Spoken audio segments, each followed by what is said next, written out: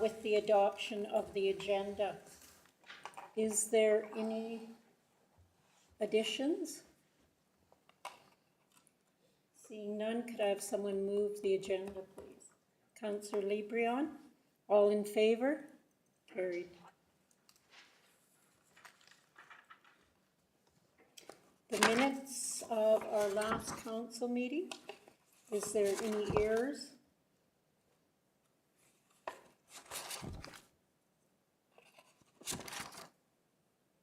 Could I have someone move the minutes in if there aren't any errors? Deputy Mayor, all in favor? Carried.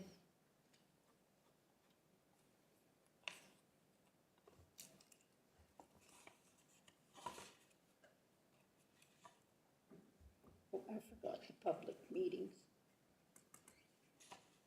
The minutes of the public meeting, bylaw 105325. Could I get a mover on that, please? Councillor Lambert, all in favor? Carried. The minutes of public hearing, bylaw 105125.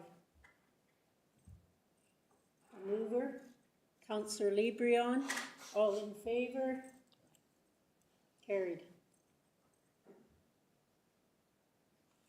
Moving on to my report.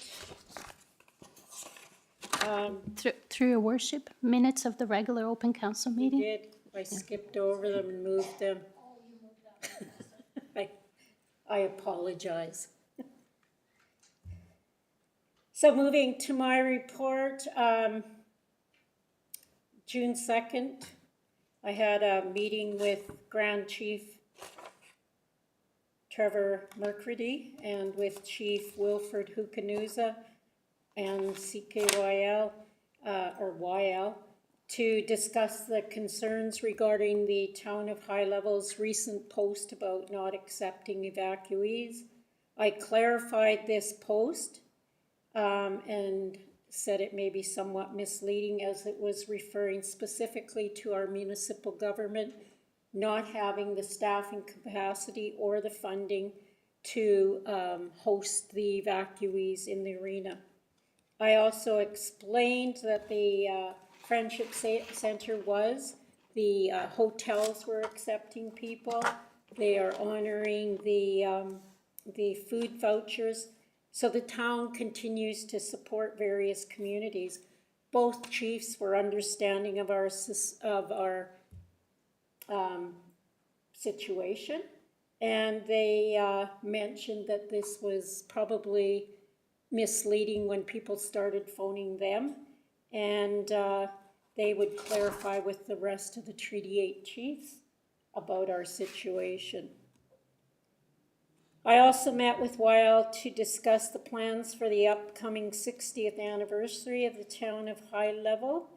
We discussed the key events. I then had a meeting with Minister Williams. Of course, I congratulated from the council on his new ministry. We discussed the post once again and the situation that High Level was in. And we also discussed the outstanding funds that are owed to the Town of High Level. And he offered to help get some answers for us. So hopefully something will come of that. I had lots of interviews with CBC North and CBC Radio, and everybody wants to know why the Town of High Level is not hosting evacuees when I explain our situation, and it's not actually the entire Town of High Level, it's just our arena. They're very understanding. I'd like to congratulate Jenna and Kayla for the planning and organizing of the concert. The event was very, very nice. A little cold for me, but it was very nice. And your efforts in creating this night was well taken. The community, many people were thanking the Town of High Level as we left the venue. So thank you for your dedication and commitment to creating community connections, especially through music, because everybody loves music, so thank you. And that's my report. Any questions? All right, could I have someone move it then? I'll move the mayor's report. Counselor As presented. Welke? Thank you. All in favor? Carried. Deputy Mayor? On June 2nd, I attended the High Level Community Policing Society Annual General Meeting. And then on Saturday, attended the town's 60th birthday concert. And again, kudos to Director Clark and her staff. It was very well run and attended, and good reflection on the town. Thank you, Deputy Mayor. Counselor Anderson?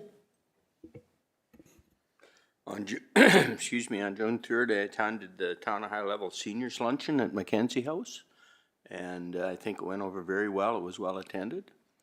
On June 4th, I attended the Golden Range Society's monthly meeting. Nothing much coming out of that. Was not well attended. I think everybody's watching a hockey game. So. And on June 5th, I attended the Transportation Society's monthly meeting, or third, I guess they do it every 3 months, so. And everything's running well with the handy van, busy. Have 4 drivers at the moment, but always looking for members, so. That's all I have to report. Thank you, Counselor Anderson. Counselor Lambert? On June 3rd, I attended and hosted the Chamber of Commerce AGM. We successfully filled our board again, welcomed some new faces, so very encouraging for the next year to come. Then on June 7th, I also attended the town's 60th anniversary celebration. Again, as everyone else is saying, fantastic job. I thought it was very well attended. The venue was perfect. I've heard nothing but good things from everyone else that was there too. So again, great job, and thanks again for doing that. Counselor Librion? I attended, on the 29th, I attended the High Level Library Board meeting. The only thing I really have to bring up from that is just to let everybody know that if you haven't seen online, that on June 14th, we're going to be hosting the Summer Festival in the park behind Town Hall here. There's going to be a live performance, food vendors, and a vendors market. And I just want to say a special thank you to the sponsors and partners, the High Level Native Friendship Center, NWR FASD Society, the Village, Canadian Tire, Stardust, and the Mirage. And then I also attended the 60th concert, and very good job. That's all I have to report. Thank you. And Counselor Welke? The only meeting I have to report is on June 5th, an FASD Society meeting, just a regular board meeting. Our AGM is coming up. I'll have to confirm the date. We are looking for board members, so I'll make sure that that gets out there. And if I could just put in another request to include our committee listings in the board package each time, please. Okay, thank you. That's all I have. Thank you. Could I have someone move council reports, please? Counselor Lambert, all in favor? Carried.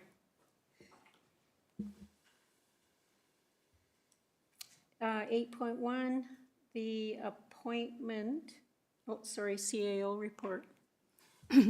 Through your worship, good evening, your worship and council. I continue collaborating with municipal and provincial staff to reconcile grant funding. I'm finalized 2023, so we are on our way to start working in 2024. And the only outstanding audit item is the asset retirement obligation report that the engineering firm is reviewing. It's in a final quality review state, and I should get this at any day now. They promised to send it either today or tomorrow, so I'm following up with them. Once I have this document, we can submit the paperwork to the auditors to start the 2023 audit process.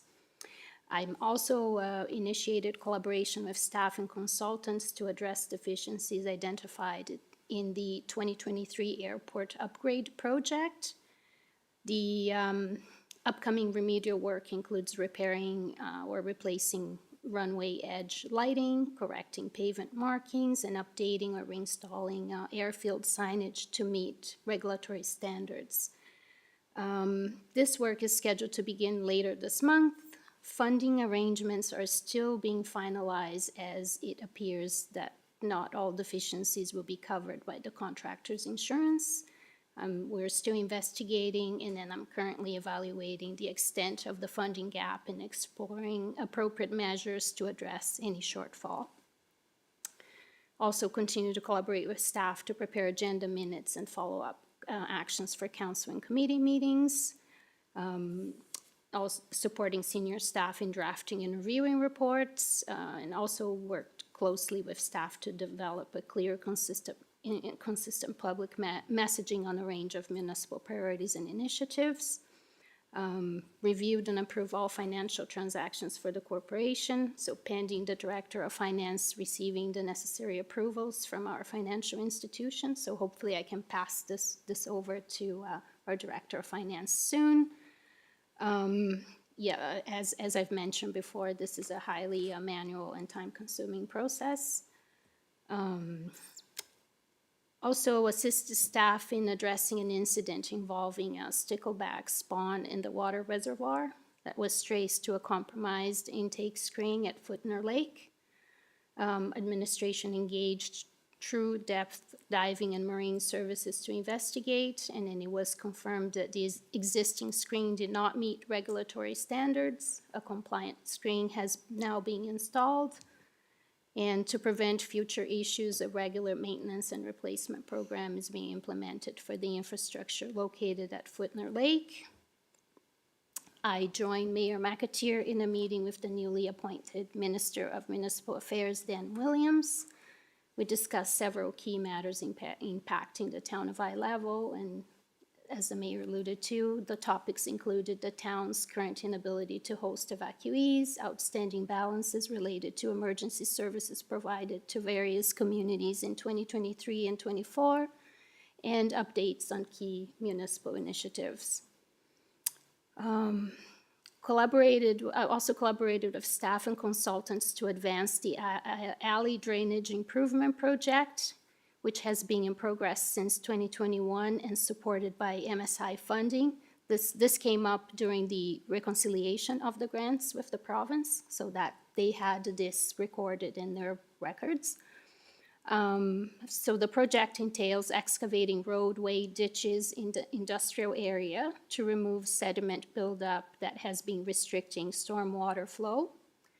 The work will be carried out through a request for proposal contract, and the town crews and contractors will follow behind the Apex teams who are currently completing line infrastructure upgrades throughout the community.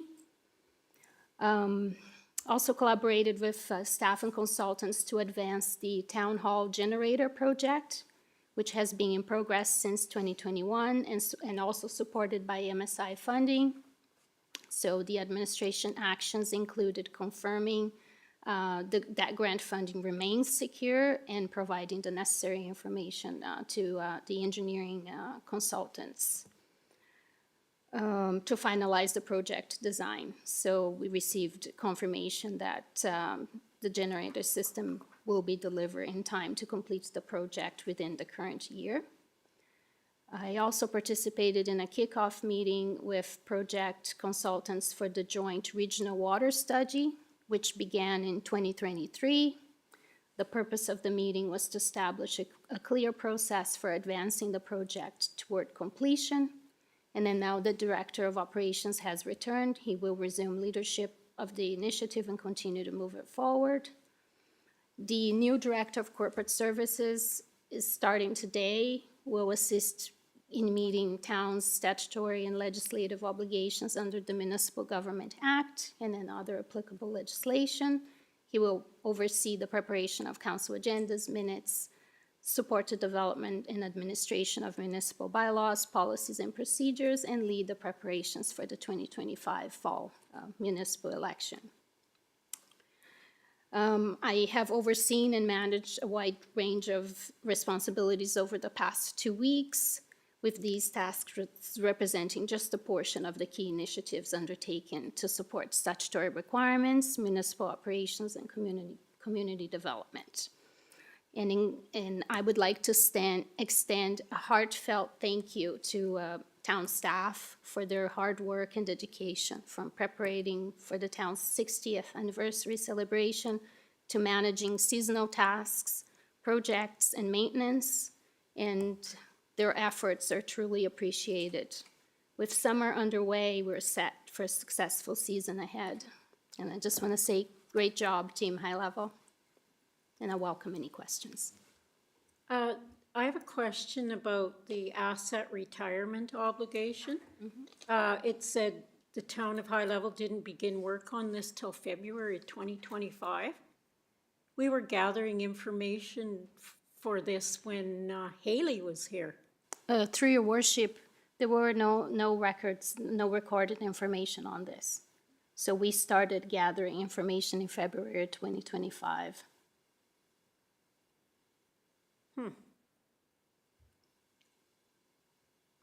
And I also have a question about the signage at the airport. What doesn't meet regulation?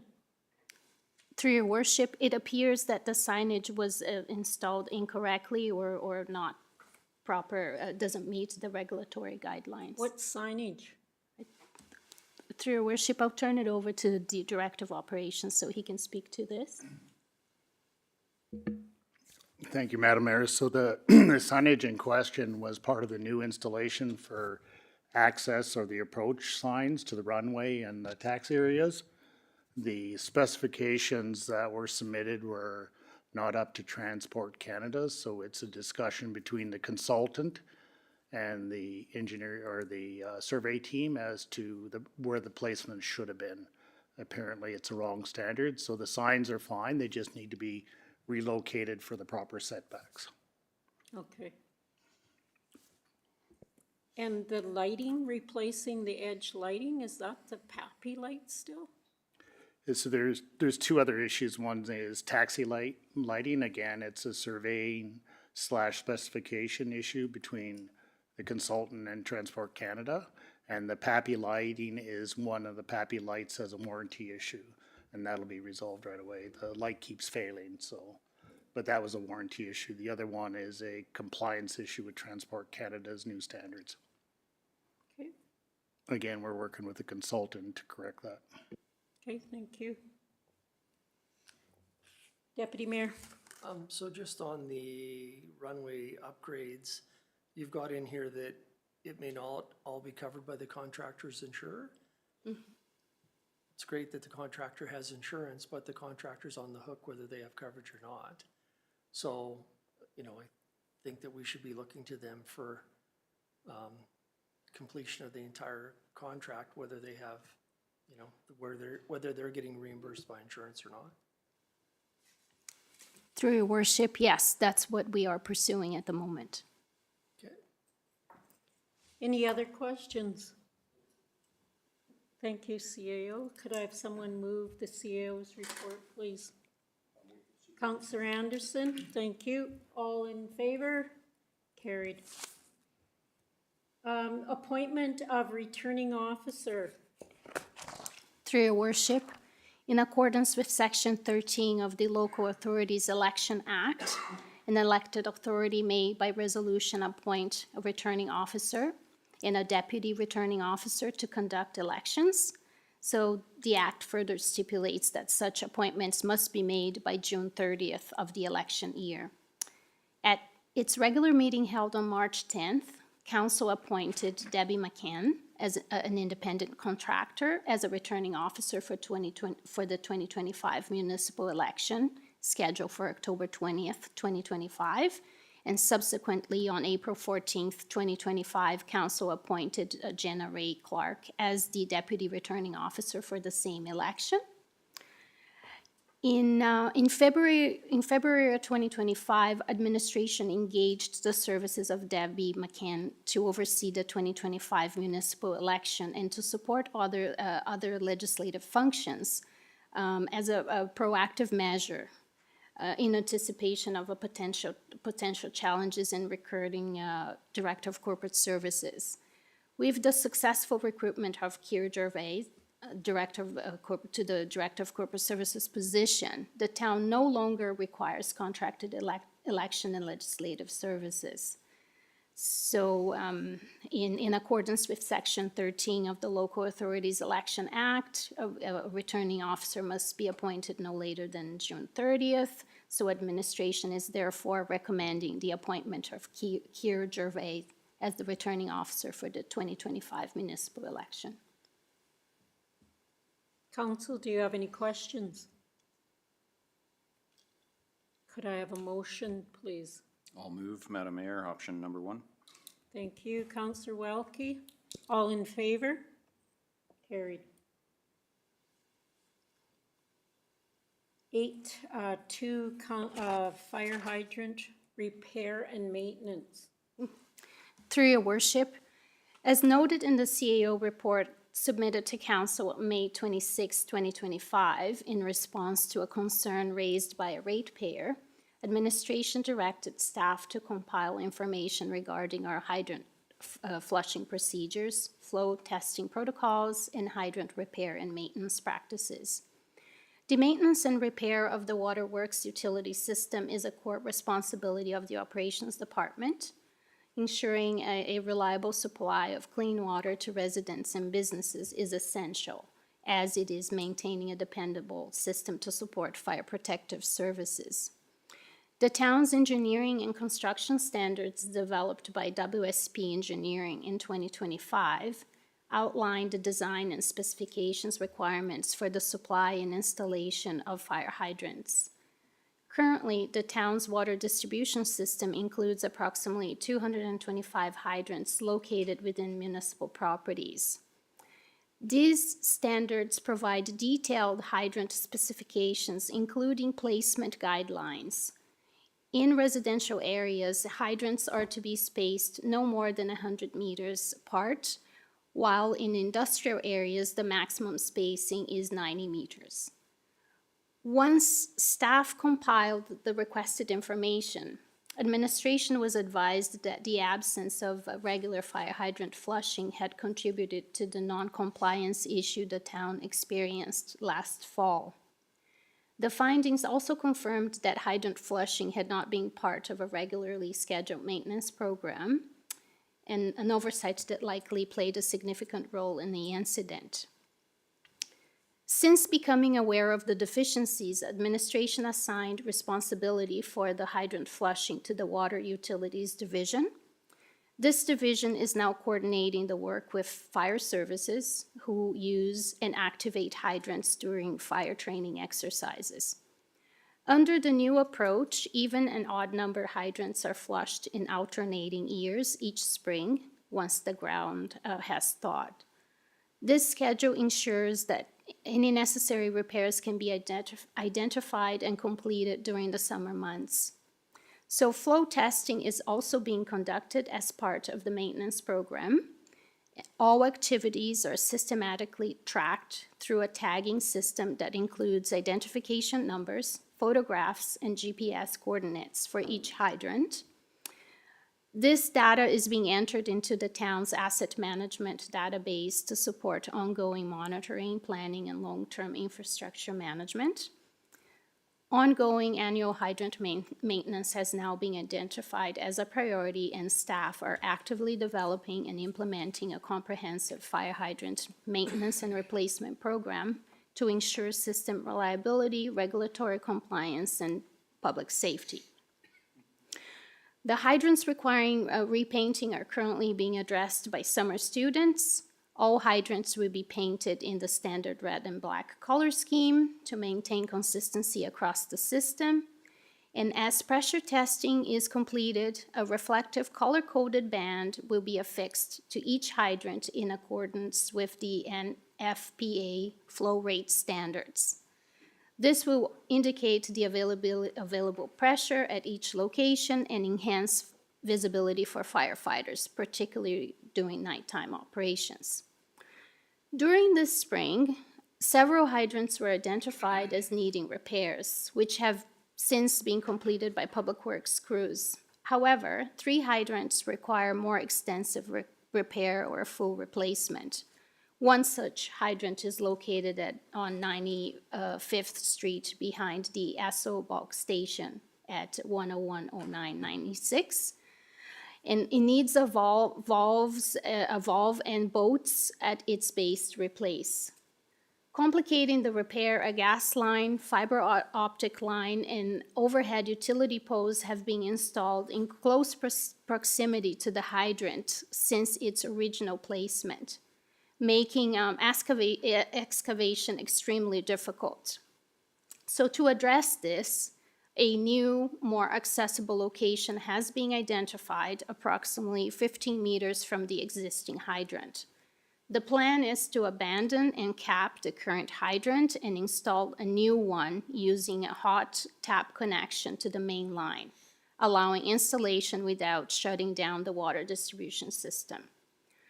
And in addition, it has been determined that there are hydrant spacing issues in the area, with approximately 260 meters between the proposed new hydrant location and the next nearest hydrant.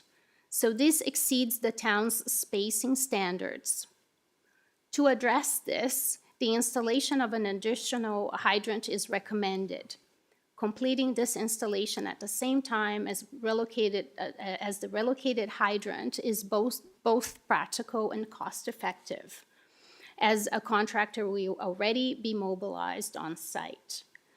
This coordinated approach will result in cost savings compared to installing the additional hydrant at a later date. 2 additional hydrants located in industrial area on 92nd Avenue are also in need of repair. These hydrants are positioned side by side, and it appears that the hydrant barrels and spools have separated from the valves on both units. This assessment is supported by the fact that neither hydrant is currently standing upright and both leak when activated. The issue may be related to problems with the thrust block installation, which is intended to prevent movement between the hydrant and the valve. Complicating the repair, the hydrants are situated in a challenging location across a drainage ditch. So access options are currently being evaluated, but it is likely that a track hole will be required to complete the necessary work. And it appears that there is only one local contractor qualified and experienced to perform this type of work. Initial estimates indicate a cost of approximately up to $75,000 to complete the necessary repairs for the 4 identified hydrants. The award of this work qualifies as a sole source procurement under the provisions of the town's procurement policy 269-22.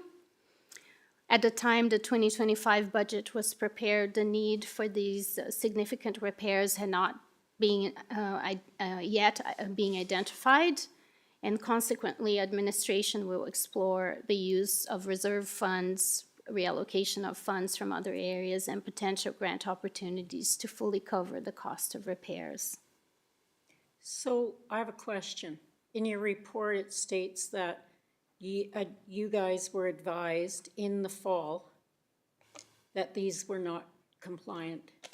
So why wasn't it in the budget then? Through your worship, I cannot speak for that. That was prior to my arrival. So in your report, though, you said we were non-compliant. Did you know we were non-compliant? I found out recently, because that's by the time I arrived, that there were some issues with the water and shocking the system, and through this process, this came to light, and I became aware of it. So I can't speak for past practices. So while I think this is very important that we do this, I think it's also important that council is made aware of non-compliant issues.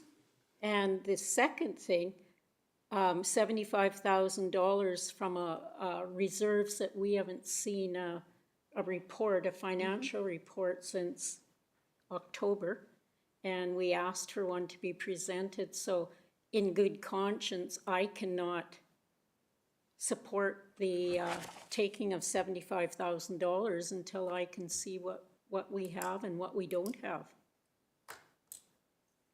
You had a question? Anybody else from council? Can I have a motion from council then? Just a comment. I can appreciate that this wasn't included even though we may have known about it, but given the safety ramifications, I think at this point that we need to proceed with the repair and deal with the fallout afterwards in terms of where the funds are gonna come Well, from. we've been non-compliant for a year and nothing's happened, so I think another week, will we get a financial report? Won't. My concern is if there was a fire over there and the insurance repercussions to the town and all of the rest, so I would, I'm prepared to move that we proceed with the repair immediately. Anybody else have anything to say? Okay, call the question, all in favor?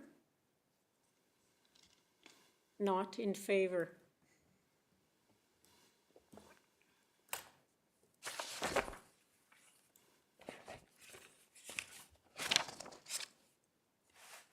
All right. Moving on to investigation with Apex. Through your worship, I'll turn it over to the Director of Finance. Thank you. Rookie. Good evening, Madam Mayor and Council. It's my first presentation, and I thank you for the privilege to be entrusted with this role. I would like Apex to make a presentation, but before I do that, I would like to go through a background as its regular open council meeting held on March 24th, 2025. Council considered correspondence from Apex Utilities regarding the renewal of the natural gas distribution franchise agreement originally signed between the town and Apex Utility in October 1st, 2015, and set to expire on September 30th, 2025. Based on that, we engaged into a rigorous analysis on the proposal that was presented to us based on the information available to us at the time of the review. But before I proceed, I would like to turn over to Apex representatives to put their proposal, then I'll respond afterwards. Thank you. Thank you.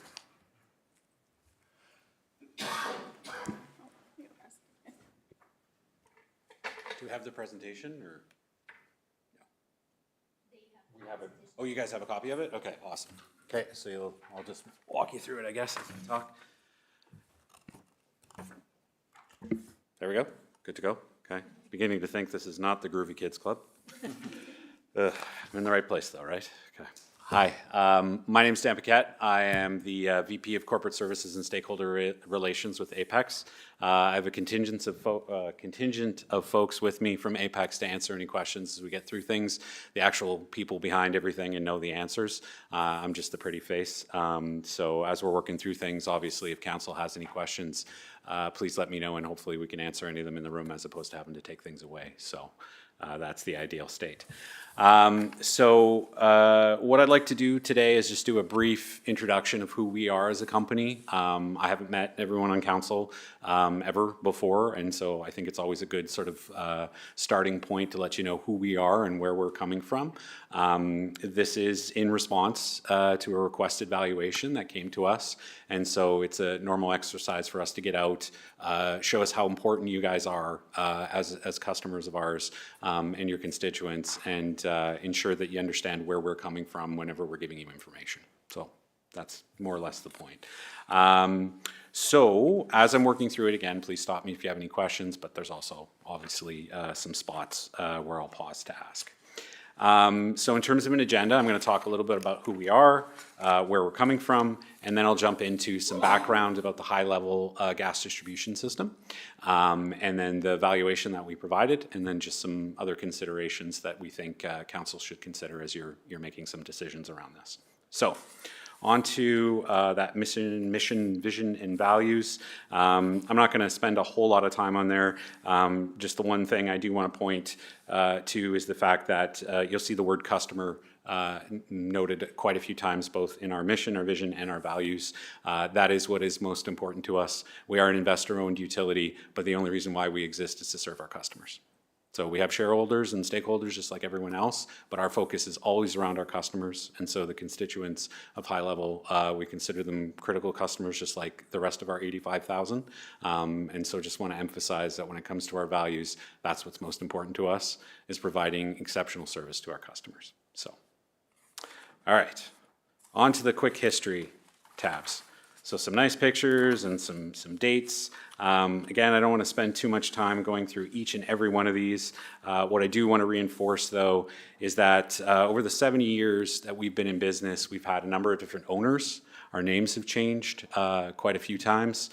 We've always been Alberta owned and operated, but through those 70 years, as I said before, customers have been our number one focus, and we've been run by Albertans, serving Albertans.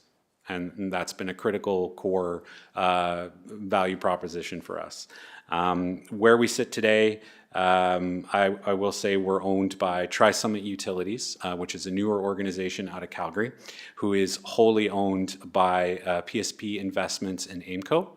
And so just to give you an idea, those are both pension funds, so Canadian pension funds. PSP obviously serving mostly federal government employee pension funds, and then AIMCO for Alberta's Teachers Association. So we're owned by pensioners, and that's who we work for. So our returns go to pensioners. So we're not big investor-owned in terms of, privately held stock, that type of thing. We're owned by pensioners. We're run by Albertans. Just one of the things I want to emphasize. So one other point in there, you'll also notice in 1979, I'll talk about it a little bit more, but that's when we started to serve the town of High Level. And so the town was converted over from gas vapor in 1979. And so at the time it was ICG Utilities, but that was our precursor, obviously. So we've been around the entire time you've had access to natural gas in your distribution system, almost 50 years. So, all right. So if we go ahead and move to the Where We Serve slide with that map, this is just to give you a better idea of how spread out we are over the entire province. So we've got 21,000 kilometers of pipe, and we serve almost every corner of the province except for the northeast. So we stretch from Pincher Creek way down there in the southwest all the way up to Zama City. So a lot of pipe to serve a lot of Albertans, not quite as big as the other investor-owned utility in the province, but we like to punch above our weight class. I will note that we've got 90 communities, and in those communities, only 2 of them are cities.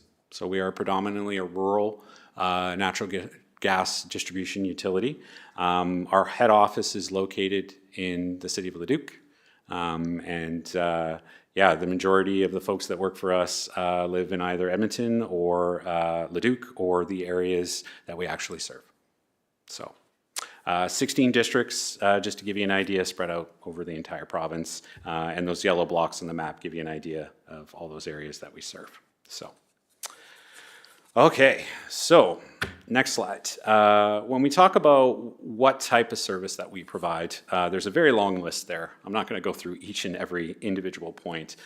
Just want to emphasize a couple of different ones. First and foremost, that 24/7 emergency response, that's something we're very, very proud of. We train up the best people to make sure that any gas emergencies and some non-gas emergencies, we're responding to for the absolute protection of people, property, and the environment. To give you an idea, the types of gas emergencies we're responding to, obviously leaks is one of the biggest ones, but we also respond to no heat calls. So if somebody's furnace, for example, isn't working, they'll call us. We'll come 24/7, 365 days a year to come check it out and give them advice on how to fix that. Or if it's our issue, of course, we'll fix it as well. But we also respond to non-gas emergencies. So things like fires and floods, and even carbon monoxide complaints that aren't naturally linked to natural gas, but something that we know that we have the expertise to be able to help out. We also plug into emergency management centers whenever you have large scale emergencies like fires and floods. Any type of assistance that we can provide, that's what we're there for. So Alongside the emergency response, we also install, maintain, and replace all of the equipment that we use to serve our customers, keeping our assets up to the best quality that we absolutely can. That's super important to us. I mean, in order to be reliable and dependable, you have to have reliable and dependable assets, and you have to invest in that. And so that's a big part of what we do. And there's a lot of really good people behind that. All right, and all of this work that's done, obviously in the field level, a critical part, as you folks were just talking about with the water system, is ensuring that we're, meeting 100% legal and regulatory compliance requirements. In a lot of ways, we actually go beyond compliance, especially when it comes to our safety standards. But at very minimum, we've got rigorous standards that we're having to follow that are laid out either by rural utilities in terms of technical standards, the AER in terms of all of our transmission standards, and even some of the federal standards that fall into the local gas code that we have to follow. So. Lastly, and it seems a little bit out of place, there's a gentleman in a picture in the bottom right-hand corner of the slide. He looks very uncomfortable because he is. He's a gentleman out of St. Paul who recently won the Canadian Gas Association Driver of the Year Award. And so this is something we're super, super proud of. It means we have the safest gas utility driver in Canada, which is something I'm super, super proud of. So not that I did anything for it, but he had the top performance, including, no major incidents in the last 10 years, no major speeding, no harsh braking, harsh acceleration, all the stuff we track in our trucks. He was just an all-star across the board. So to see some of those folks in Toronto looking at him in awe was absolutely awesome. So anyways, just want to throw that out there. So on to the next slide. So in addition to all the field work that we do, of course, there's a lot of stuff that goes on in the back office to make sure that all our customers are accurately billed and that every time they call us, they get a human being on the other end. So as I was saying, most of the folks that work for us out of our head office are either in Leduc or Edmonton. So as an Albertan calling for support from us, you are getting an Albertan on the other end of the line, which is super important. In addition to that, we also plug into the competitive retail market for energy. So that means that our customers have access to a market where they can choose who they buy their natural gas from. And so we are the default provider, meaning that you can choose to purchase your gas from us, but if not, you can also purchase from a competitive retailer, which gives you access to things like fixed rates or bundling with electricity. So, and then, really just to sum it all up, what we're here for is to take responsibility for the delivery of gas to all of your community. So it's one less thing that you and the folks that live here have to worry about. So, okay, into the meat of it. So on to the next slide. Talk a little bit about the high-level system specifically, just to give some context before we jump into the numbers. As I mentioned before, High Level was converted from a propane vapor system way back in 1979. So again, we've been around almost 50 years. The natural gas distribution system today is made up of about 1,700 customers, so individual endpoints that we serve, and that's a combination of commercial and residential. And the list of assets is listed out there. So you've got mains, services, meters, regulators, various other assets that are in our transmission stations that make up the system. So just, high level, about 49 kilometers of mains and 35 kilometers of services was what makes up the majority of pipeline that's located within the town boundaries. So quite a bit to serve the folks up here. So on to the next slide. Outside the distribution system, just taking a look at the broader system that actually serves High Level. South of town, you've got about a 50 or so kilometer transmission line called the Northern Lights Pipeline. So that is the single source of natural gas supply to the town of High Level. So it's the only one. And it is currently co-owned between us and the Northern Lights Gas Co-op. And so that co-ownership was a relationship that was dictated way before my time by the government of Alberta. At the time, they thought it was a vested interest for it to be co-owned between us and the gas co-op.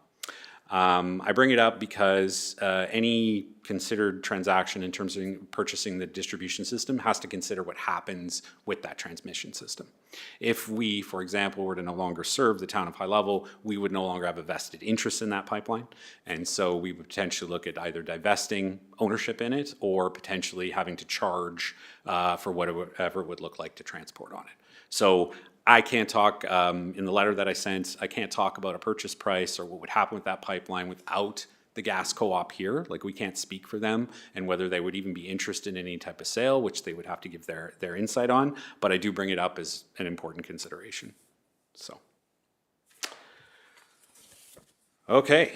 So one last thing before we jump into the dollars and cents is just to talk about some of those replacement projects that are going on right now. So we are investing a significant amount of money in replacing some aging infrastructure throughout the town.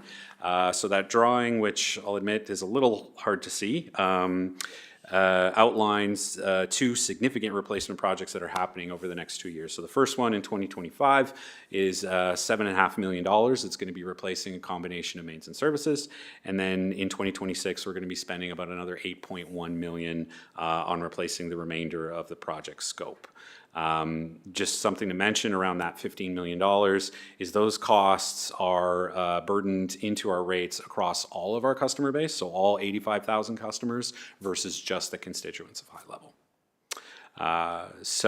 I'll also mention that $15 million is the largest spend we've ever made on the distribution system in High Level since it was originally converted from propane in 1979. So it really reflects our commitment to just ensuring that the system is going to be safe and reliable for years to come. We expect this investment, to last another 50 years. So on to the main event. The next slide gives you a breakdown of the system valuation that we completed. So our very skilled engineers took some time to do an assessment of all of the assets in the system, came up with an asset value, depreciated it down to a net value, and that $22 million is the total system valuation that we came up with. I do recognize it's a fairly significant number, but it really does reinforce the value of the system. There's a lot of information on this slide, so before I jump to the next one and start talking about considerations, are there any questions here? I just have one. Sorry, Jan Welke, Councillor. The $22 million does not include then the ongoing upgrade pricing.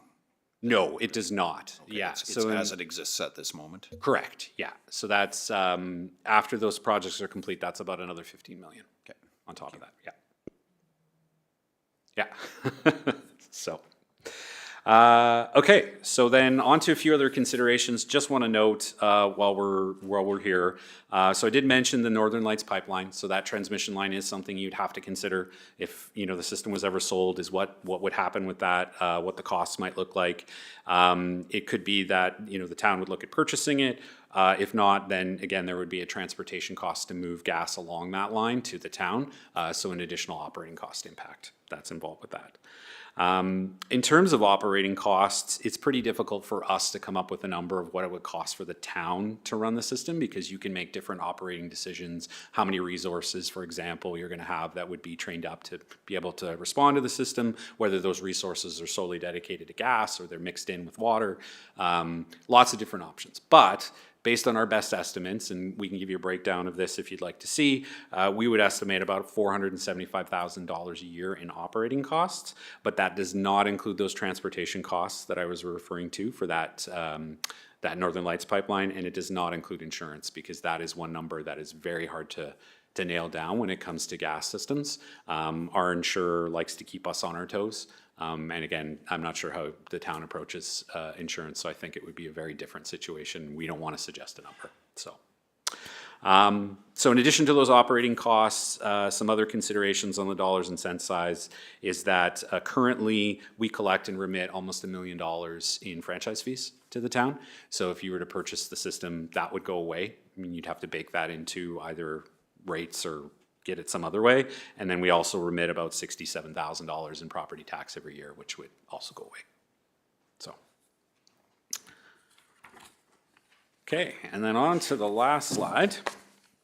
Outside the dollars and cents, this is just some other considerations to mention. Again, as you're trying to make a decision around this, some things that you would lose if you were to take ownership of the system. Obviously, that investment in the system, so the $15 million, for example, that we're putting in from a replacement perspective that's socialized over all our customers, that would go away. Any future replacements would fall only on the town in terms of funding. And that socialized cost also applies to the operating side of things. You know, a really good story that I like to tell about this is back in 2017. It's interesting, I was just taking over the operations portfolio at Apex, and my first month in December of 2017, there was a state of emergency declared up here because of the low pressure, gas pressures that we were getting from TC Energy at the time. And so we were working in conjunction with the Northern Lights Gas Co-op to make sure they weren't losing customers and that the town of High Level still had a supply of gas. What we ended up having to do was get CNG trailers, so compressed natural gas trailers, trucked up here to make sure that we were feeding into the station and no customers were lost. And then at the same time, while we were doing that, which is incredibly expensive, we were trying to find a more sort of short-term solution, which ended up having to be install temporary compressors at our main station just south of the city here, or the town, which also had a significant cost. So those costs, had they been solely on the town, would have been in excess of $1.5 million. And so because of the structure that we have, we were able to socialize those costs over 85,000 customers. And don't get me wrong, there are emergencies that happen all over the province where the town of High Level helps out as well as part of that bigger pool. Yeah, it made it possible for us to move very quickly and ensure that no one in the town lost gas service. And in fact, I think there was only a handful of customers in the co-op that ended up losing gas service, which was a good news story. No homes frozen off, no one was hurt. But again, we were able to do that because of our size, so. Also in terms of being lost, moving on to that next point, just I mentioned the competitive retail market. So the idea that as part of a regulated utility, our customers have access to whoever they want in terms of purchasing energy. If it was a municipal owned system, you would no longer have access to that retail market. So the customers would have to buy gas through you, which just means they would always be susceptible to the variable rate or whatever Gas Alberta offers, essentially at any given time. So, and then of course, I mentioned the emergency response side of things. I'm super proud of what we're able to do on that side. So I will continue to champion the fact that we provide that 24/7 emergency support. But it's not just at the local level. So although we have 2 gas technicians that live in town and are available and make sure that there's always one that's covering 24/7, if there were ever a larger scale emergency, we have a network of people across all of Alberta that we could bring up here at any given moment if we needed to. The 2019 fires, I want to say, when the town was evacuated, fortunately the fire did not hit the town. Which was really good news, but had there been any damage, had there been any need of restoration, we would have had an army of people up here ready to get the system back up and going and restore things to normal. So, and then yeah, lastly, and again, this is just me bragging a little bit more, but we do invest a lot of training in our training and development of all of our people. We do have some of the best gas technicians in the country, and our training program is peerless. Like, I will fight that fight anytime someone would want to argue with me. So you know that the folks that are taking care of the system and keeping you safe are the best of the best, which is awesome. So all this being said, I just want to be crystal clear that we want to continue to serve the town of High Level. We have absolutely no interest in selling. We want to continue to be a partner with you as long as we possibly can. And we want to worry about the gas system so that you don't have to worry about the gas system. That goes for you and that goes for all of your constituents. So that's it. Any other questions? Hi, so what would your annual capital cost be system-wide It's about $40 million. that we share in the cost of every year? Correct, yeah. All customers, yeah, across the whole province, yeah. Okay, and thanks, it was a great presentation. The one thing it doesn't address here is the income side of all of this. Obviously, we're not looking for you to share that, but that certainly will be an important component for the town, right? And obviously, it makes money or you wouldn't operate it. So, yeah, absolutely. Don't want to color that any other way. Our rates are regulated by the AUC, and so I'm not sure how the Municipal Government Act handles rate setting, but ultimately you'd have to determine as a town what your rates would look like in order to recoup the costs that you think are prudent, plus whatever return that you're looking for. So our rates are regulated. It does include a rate of return. It absolutely has to. I mean, we have investors that are putting in that money, but it's very tightly controlled by the AUC. So I can't necessarily speculate what you would charge, so you guys would have to figure that out. And lastly, the new pipeline that was installed to bring in a secondary supply to the distribution system here, who owns that? So the secondary supply, you're talking, That the Northern Lights Gas Co-op was involved in? yeah, that's tied into TC's Wolverine line. So that was a bit of an interesting situation. It was partially funded by the government of Alberta, so they were successful in getting a grant from the government, but that line is wholly owned by the Northern Lights Gas Co-op. So in discussions with them setting that up, we have set up an arrangement where we have the ability to tie into that system if we ever needed a secondary supply. That construction hasn't been completed yet, so today we still only have the single source, but we're hoping at some point to be able to tie into that and use it if ever we were in an emergency situation where something happened with the other line. So if the 2017 situation ever reoccurred, the requirement to bring in compressed trailers likely wouldn't be there because of the tie-in with the... Correct. Yeah.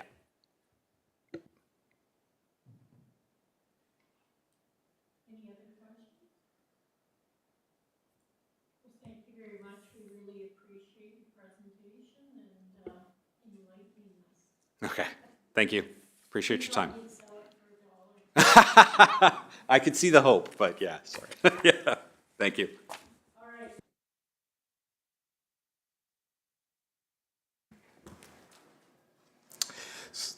Thanks so much, Dan. And I will just kind of respond to his presentation. In analyzing the information that was available to us, we adopted different methodology and to assess the impact analysis, and it's derived using combination of municipal financial modeling, comparative rate analysis, debt servicing projections, community affordability assessment, and to estimate this, we use a municipal finance projection model, which evaluates funding requirements, projected expenses, revenue sources, and debt servicing needs. This approach ensures that tax increase align with realistic financial constraints and municipal borrowing capacity. The key areas we looked at is acquisition costs from what we were presented and the data available to us at that time. Our belief is that it will cost a minimum of $21.9 million, rising up to $36.9 million post upgrades. Then we consider the debt financing terms, interest rate, amortization period. Annual operating costs we estimated between $1.8 to $2.4 million. Expected revenue from gas utility fees, $2.5 million to $3.2 million annually, and required reserve funds and cash flow balance projections. These components were then integrated into a long-term funding model identifying deficit and revenues to sustain operations. We have three main areas of concern. The primary, most important one was operational and infrastructure uncertainties. The lack of comprehensive data on critical municipal assets prevents an accurate evaluation of competing infrastructure priorities. Without this information, it is impossible to determine whether acquiring the gas utility aligns with long-term capital planning objectives. The second items we looked at was the tax burden, that is the financial operational concerns. The unimaginable tax burden, this substantial upfront costs, and long-term debt obligation required for acquisition would strain municipal finances, leading to unsustainable tax increase for residents. To finance this acquisition, the municipal will likely need to increase property and gas utility rates. We projected between $5 to to 15% on property tax if we need to fund this by debt financing, and increase utility recovery rates or cost recovery between 20 to 30% increase in gas fees. The third thing we looked at is the cash flow projections. We have prolonged negative cash flow. Financial modeling indicates that net deficit will persist for over a decade, making the acquisition economically unviable. The projection we have here is an average of about $500,000 for the next 10 to 15 years. If we stay with the current situation where we continue with the renewing of Apex franchise agreement, we will be at least cash flow positive, an average of $1 million every year towards the end, till the end of the franchise agreement. Our key finding is that acquisition will result in deficit for a decade, requiring reserve depletion, tax increases, and debt management. Retaining Apex ensures long-term financial stability without disrupting tax rates. Finally, our recommendation is, following the comprehensive financial review, it's strongly recommended that the town of High Level decline Apex Utilities Incorporated acquisition proposal due to excessive tax burden, prolonged negative cash flow projections, and significant operating risk. Given this significant financial and operating risk, renewing the franchise agreement will ensure continued service, reliability while safeguarding municipal fiscal health and protecting taxpayers from unnecessary financial strain. Thank you.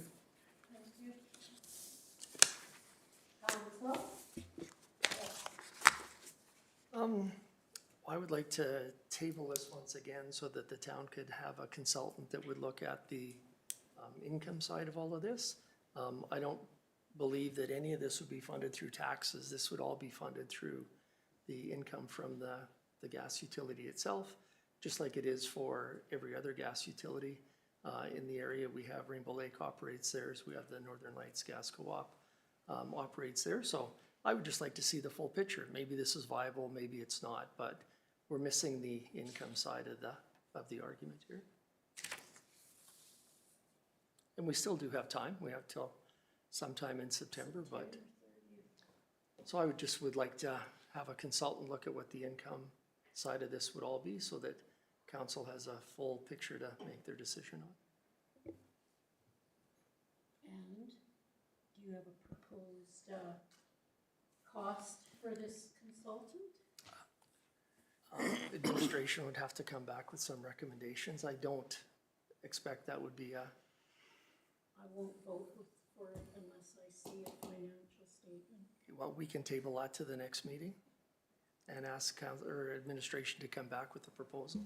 Through your worship, I respectfully can tell you right now that we can't put this together for the next meeting, given that we're trying to get our audit financials for 2023 and 24 done, and then we have other priorities that we're pursuing right now. One option maybe could be to renew this contract for a year and maybe debate this during budget deliberations and then put some money aside for this consulting work. We need to investigate how much this is going to cost. That would be my recommendation. Councillor Welke? How long typically are these leases for? 10 years? I personally don't feel like entertaining the proposal of purchasing this. I just think from an operational standpoint, we're not, it's not good timing and we're not in a good position to even consider this. I trust we heard from the experts here and they're taking care of it. I would be more in line with maybe re-looking at this when whatever type of release we sign expires. Maybe we look at that, but I don't think that I don't think it's really good timing to even be considering this. Anybody else? I tend to, oh, sorry. Deputy Mayor, no. Sorry, I was just gonna say, it doesn't have to necessarily be for the next meeting, we do have some time. I think there's consultants out there. This is a for-profit business, and I just think that we should have the actual numbers. Councillor? I agree with Boyd that I would like to see the other side of the numbers as well. But I also am with Viv on this one, that if we maybe have to sign for a year and revisit this or look at it through that year, I'd be in favor with that.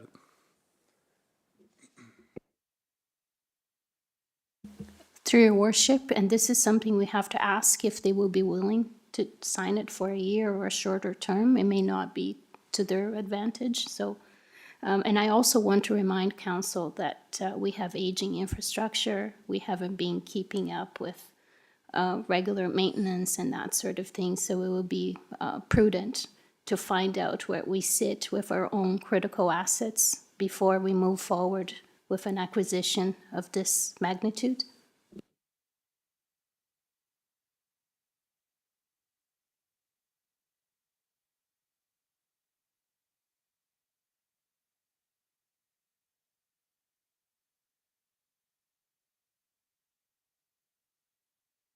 Like to see the other side of it, but I just don't think we have the time and the resources right now to do it at this point, when we have other things that have to be done.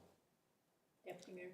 Let's not lose sight of the fact that this is a potential significant source of revenue for the town going forward. This is not a cost recovery break-even type of an operation, so. I get it. I'm not losing sight of that, but I'm talking people resources. Yes. To your worship, from the analysis we did a kind of modeling to estimate what the revenue will be. In the report I presented to estimate what the impact will be, if you look at that, you'll find there's a revenue estimation and also operating cost, but that's not just all that is incurred here. The most important thing is the risk impact here. We do not have the resource in terms of human resource, skilled people that can be assigned this level of sensitive asset acquisition. And from the presentation, it's very clear that there's a lot of professionalism that we just do not have and capacity to accommodate. And the timeline here is August. If we commit to this, how are we going to proceed? The revenue part is estimated, and from all conservatism I can put to that, we're still at an average of $500,000 every year in negative cash flow. Definitely after maybe 10 years or 12 years, we will break even, and it may be some level of profit, but I just wonder if we are willing to risk that for breaking even in 15 years' time. This analysis does not take into consideration that in the next 5 years, 10 years, there may be other major replacement costs that may take place, failures and the impact. I'm just not comfortable with seeing this going forward, to be honest with you, because of the risk that is associated with this. We've not had enough time to estimate what that could be. Thank you. Anybody else? Are you making a motion? Okay. All in favor of that motion? What's the motion? All in favor of that? Nobody has anything else to say? Those opposed? Yeah. Table this. To table this to allow administration to get a cost estimate, to have a consultant look at the income side of all of this. Call the motion again, all in favor? Opposed? Carried.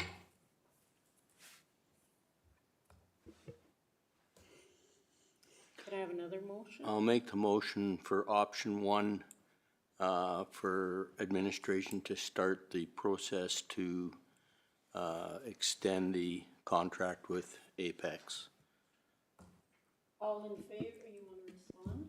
I would ask for a friendly amendment to see if they would do that for a one-year period so that we can continue to investigate. I believe that, that we need to enter into a contract longer than the one-year term. We can still investigate, even though we're maybe into a 5-year term or whatever. But I don't think we can get proper or competitive rates if we're only doing it a one-year term. My recollection of looking at the original contract is the town only has this option on a renewal and not at any point during the contract.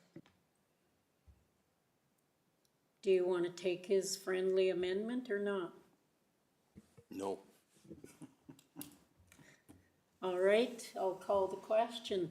All in favor? Can we hear it again, though? What's option one? Option one. That council renew the franchise agreement with Apex set to expire rather than pursue acquisition of the gas distribution. All in favor? Opposed? Carried.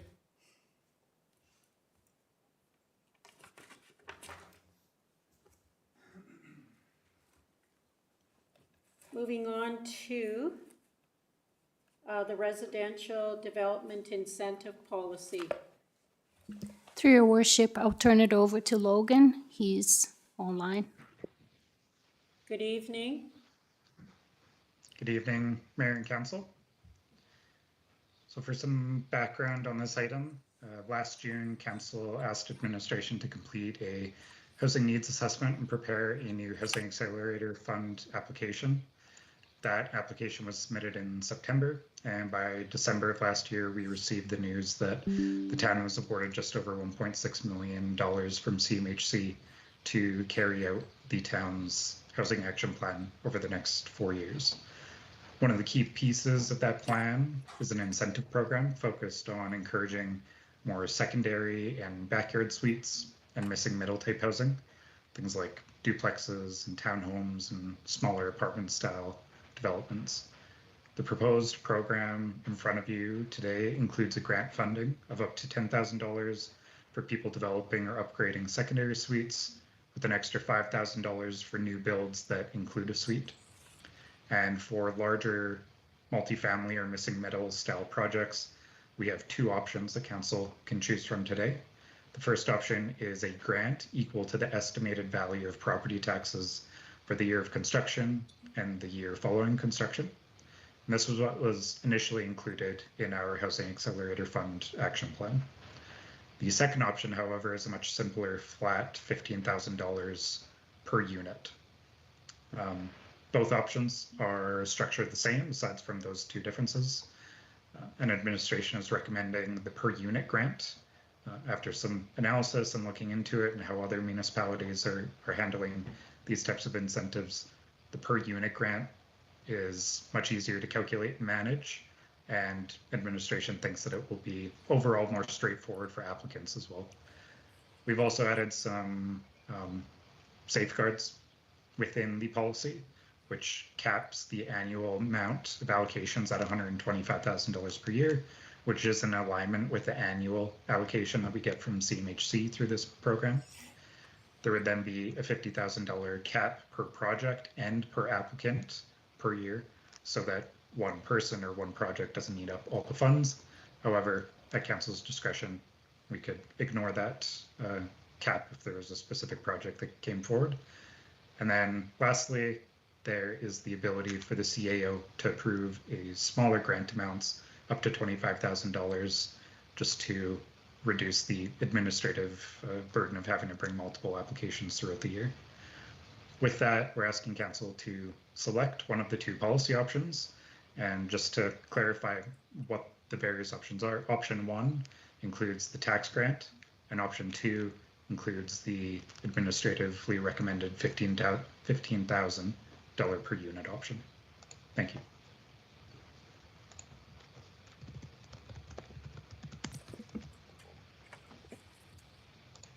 Council? Mark? I was just gonna say I'm prepared to move option two.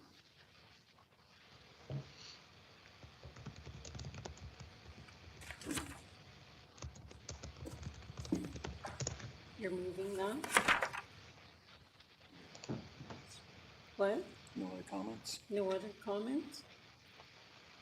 All in favor of option 2? Opposed to option 2? Not voting? I was looking at Josh. Oh, I didn't see your hand. All right, carried. Option 2.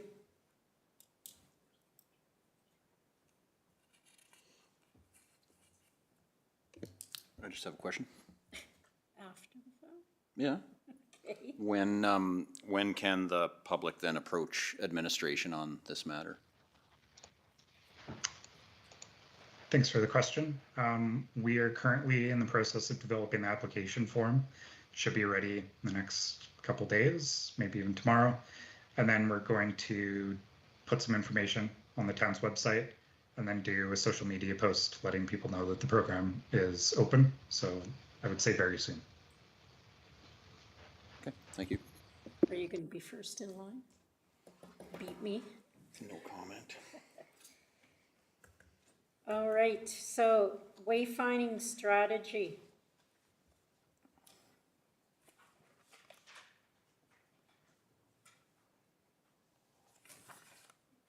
CAO. Through your worship, I'll turn it over to Logan. Thank you. Mayor and Council, in 2024, the town received just over $81,000 from the Northern Regional and Economic Development Grant Program through the province to complete a wayfinding strategy and implementation plan, with the town then matching that amount through cash and in-kind contributions. The NRID program is a 50% matching grant, so that's why the town is matching that amount. The public has had input on this project through 2 rounds of virtual engagement. In the second round, the consultant had developed a number of options, 3 specifically that were put forward to the public, and there was a public survey put out asking people to rank their favorites and provide some additional comments. There's an attached engagement report to this if council wishes to read up a little bit more on that. Option 2 had the most support at 47% through that survey, and options 1A and 1B, they were fairly similar in style. They received a combined 53%, but were somewhat evenly split between the 2 sub-options. But this shows that there's a fairly even split between the people that answered the survey on whether they preferred option 2 or one of the option 1s. So council can find the 3 design options on pages 188, 189, and 190 of the council package. So administration is now asking council to choose which design direction they would like to go so that we can finalize that and allow the consultant to move on to the last parts of the project. And I'd also like to clarify that there's no financial decisions needed today.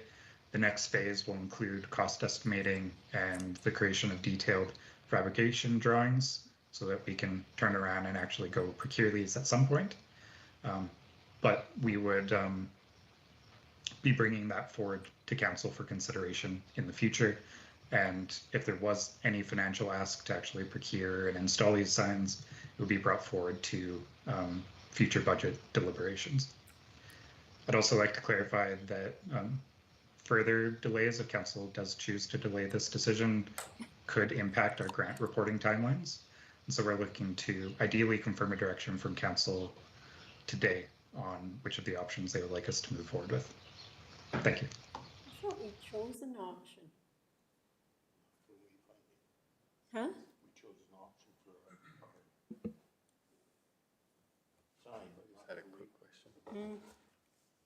Councillor LeBrun. Just a quick question.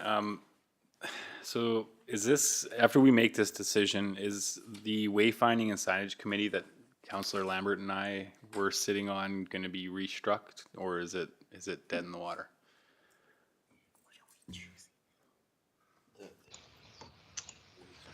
I would probably direct that question back to CAO Thos. Through your worship, I will look into it and report back.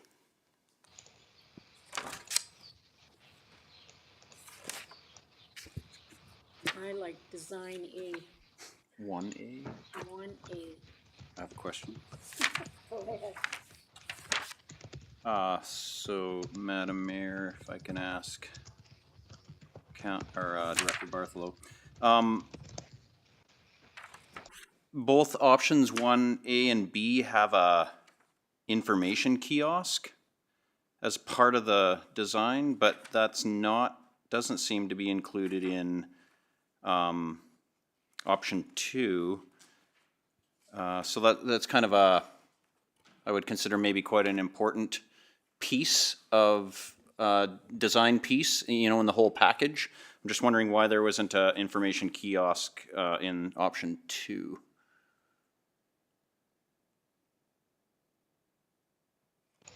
Thanks for the question. I'm just going into the agenda package and looking here. You referred to the park information kiosk in design 1A and B? Yeah, sorry, the park information kiosk, yeah. Yeah, that may have been an oversight in the draft that the consultant provided. I believe in a previous iteration, they did have it included. I can make sure that if design option 2 is the one that we want to move forward with, that they have kind of equivalent types of signage to the other options, because it is important to have that variation so that this this plan works in the future and we don't have to go back and design something else. So yeah, hopefully that answered your question. We'll make sure it's included if we go with that option. Deputy Mayor? I was just gonna say that I like 1A as well. Option 2. I like 1A as well. Oh, but it's But I was just part curious, one, okay. we just made that motion with Director Clark there at the last meeting about doing improvements on our existing bulletin board. Would these designs be used in that replacement repair project? Good evening, Mayor and Council. Thank you for the question. Yes, I can reach out to Logan and work with him on this. Okay. So want to see us build a new one that doesn't match up with our design? Might be more than $10,000 though. What's the rest of council like? He's still reviewing them. What do you like? Who, me? Yeah. Well, you're just asking me to go first? Yeah. I would have to go with option 2. The other options 1A and B are nice, but I find them a little busy. And I think Modern. they're a little busy. And I think in the end, the option 2 is cleaner, a little simpler, and I would go with option 2. Councillor Lambert?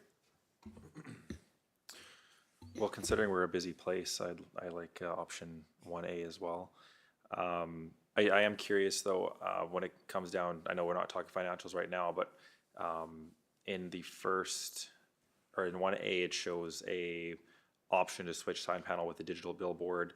Obviously, it's gonna be a huge cost to that, so that would, I might have to just go back a little bit here, but when we talk about the grant, this grant doesn't include the actual signs, right? This is just the design for them. Is that correct? Thanks for the question. That is correct, and I can provide a little bit of it was a very high level estimate that I was given, but the consultant said that 1A and 2 would be similar in costs, and then 1B would likely be the cheapest option, but marginally. Option 1A and 1B, you are correct, there is a provision for a digital billboard to be added in there. That would be kind of a modular component. And so as we're moving forward in the project, and we were actually getting into the financials and trying to find ways to fund this, we would have the option of including it or not including it, but the designs give us flexibility to do either. Perfect, thank you. My vote is for 1A. My vote is for option 2. I think it's cleaner, less distracting for highway signs. And for that reason, I just think it would be the better option.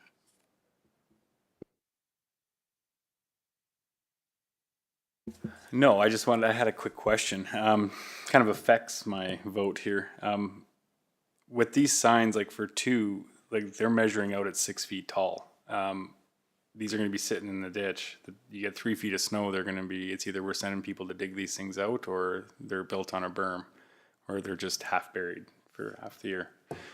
So do we have any idea whether they'd be up a little higher or that's 6 feet from the ground?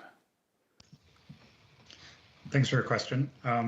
Yeah, it would be essentially 6 feet from the ground, but we would be able to build up the base of where it was, so it wouldn't be in the bottom of the ditch. We would build that up, and then it would be at the ground level for that berm or that hill that we would be putting in.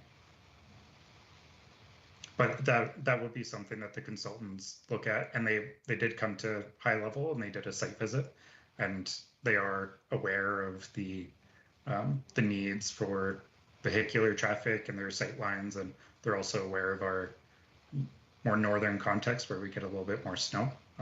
But if we do go with option 2, that's something that I can make sure to flag for the consultant to make sure that it's not obstructed by snow. We went with 1A. Well, I have another comment. Go ahead. Another reason for option 2 is that it was the most popular in the survey, correct? Yes, that's correct. And the desires of the public are very important to me, so it's another reason for going with option 2 for myself. That was a slam at the rest of us. Do you want to change your vote? 1A it is.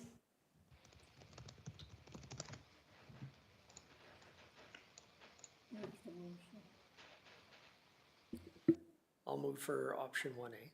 All in favor? All of those opposed? Carried. It's still very nice. I'm gonna. I'm just saying we went with a modern logo. Why not modern signs? They're all great.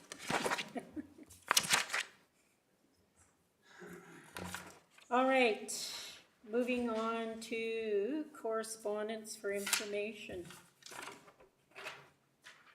You see we did not receive the STIP funding.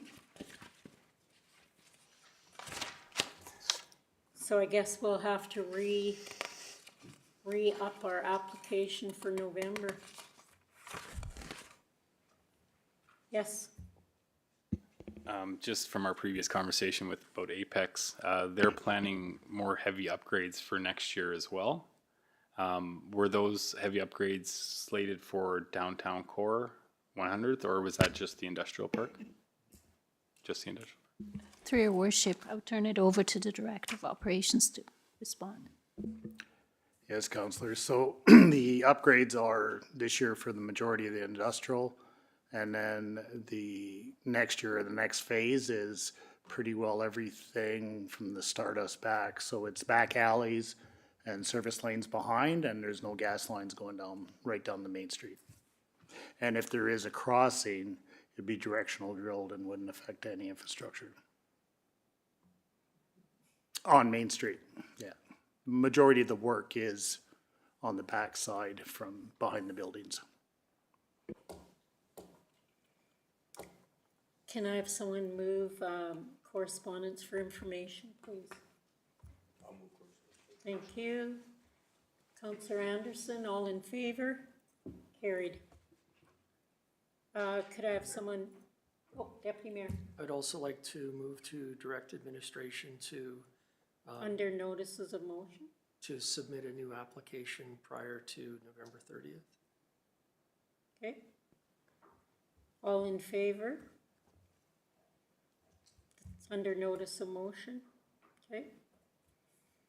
All right, could I have someone move to adjourn? Councillor Librion, all in favor? Carried. No in camera. And no hockey game to go home.